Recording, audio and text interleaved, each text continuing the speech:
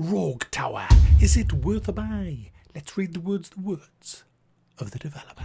Rogue Tower is a tower defense game with roguelike elements and a continuously expanding path which you can influence. Unlock, build, upgrade, expand and defend. Now I appreciate that this is a pretty niche game. It's, tower defense isn't for everybody. I just happen to be a big fan of them and this is one of the best ones I've played. It's a very, very tactical game, this one. And it plays completely different to most tower defense games. For example, you start off with one little tiny block of the map, and then after every wave of enemies rushing your tower, you have to expand the map in the direction that the lane comes from. Now, this is all RNG. You could end up with a very, very long lane, which is perfect. Or it could branch off into other lanes, which means you're going to have enemies coming and converging on your tower from different sides. So you don't want that because that's going to be way harder to defend. So that's kind of that with the way the map works. At the end of each wave, you have to expand it. Now the towers you get, they're all cards. They're cards that you have in your deck. You build your deck by getting XP. You're given a few towers to start with.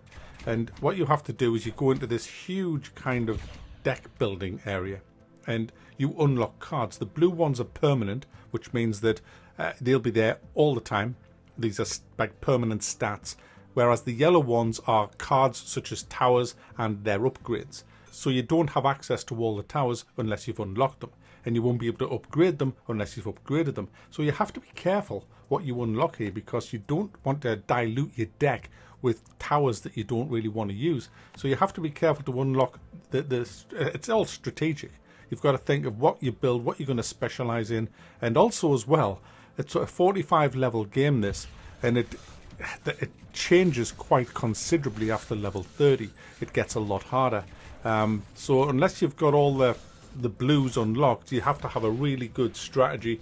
Well, you have to have a really good strategy to beat it. I've only beat it on the easiest difficulty, which is a single line coming into your base, but there's double and triple lines. It's really hard.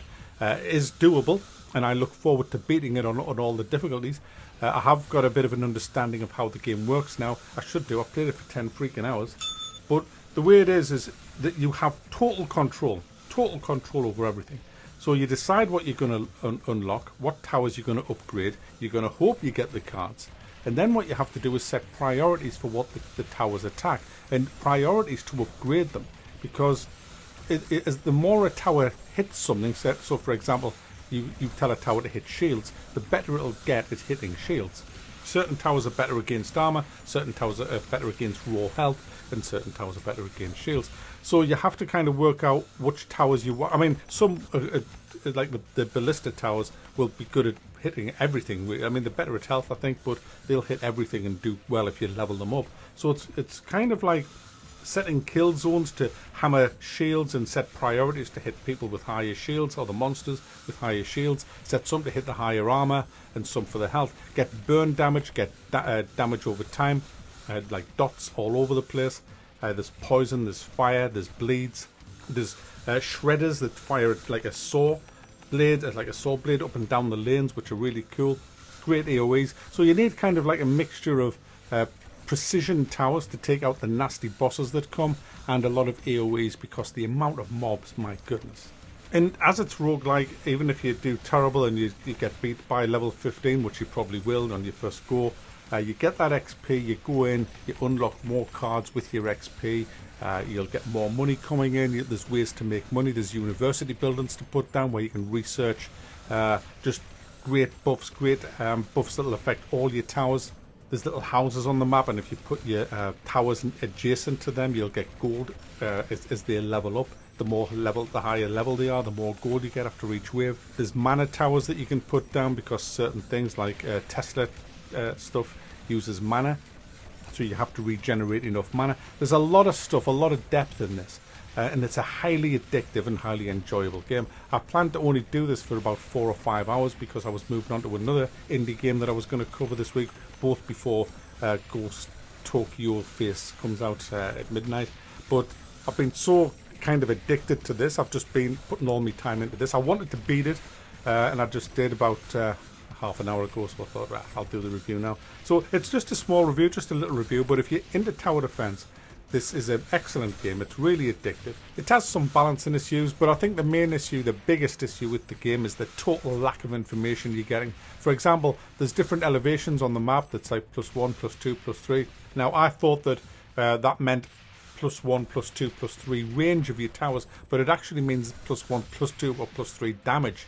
So that is not intuitive at all, because generally speaking, the higher up an elevation, the further it'll fire. So there's things like that. I mean, I didn't know what universities did. I didn't know what the houses did.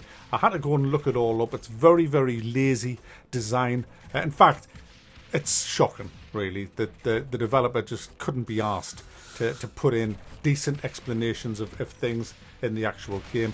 There's nothing there at all, no manual that I could find, and there's certainly nothing in the game that would tell me tool tips or anything like that that give a good explanation of how to play the game, essentially. I had to read up a lot just to actually get my head round what everything does, and once I did that, I was able to develop a strategy and beat it.